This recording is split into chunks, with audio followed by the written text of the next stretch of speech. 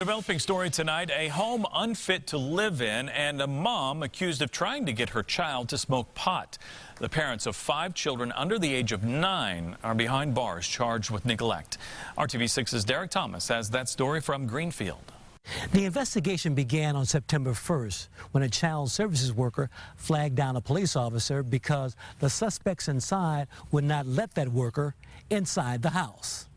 That led to the eventual arrest of 37-year-old Craig Corbett and 33-year-old Michelle Wilson. Police officers who approached the house said they could smell odors from outside the dwelling. The house was filled with garbage, animal feces, and roaches.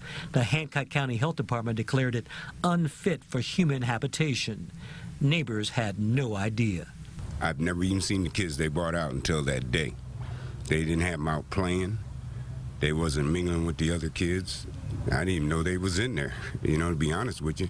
In addition to the unsanitary conditions, authorities say the oldest child, who was 9 years old, was encouraged and coerced to smoke marijuana on at least 3 occasions. The kids knew a lot about narcotics. We're able to identify and we're familiar with what a bong was, which one would have belonged to mother, which one would have belonged to father, as well as familiar with terminology of crack cocaine, as well as in the report, the probable cause affidavit, it talks about how they were familiar with their parents using a straw to take their medicine, and they put it on a mirror, and they talked about things that clearly indicated that there was drug use presence in the home when the children were there. With all the issues going on inside that house, neighbors are delivering harsh reviews. Besides the drugs or the condition of the house, just the way the children looked alone, they shouldn't ever get their children back.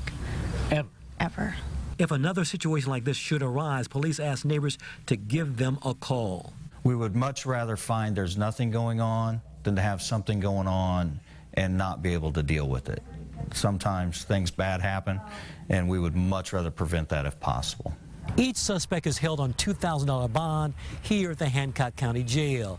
The children have been placed in foster care. Derek Thomas, RTV6.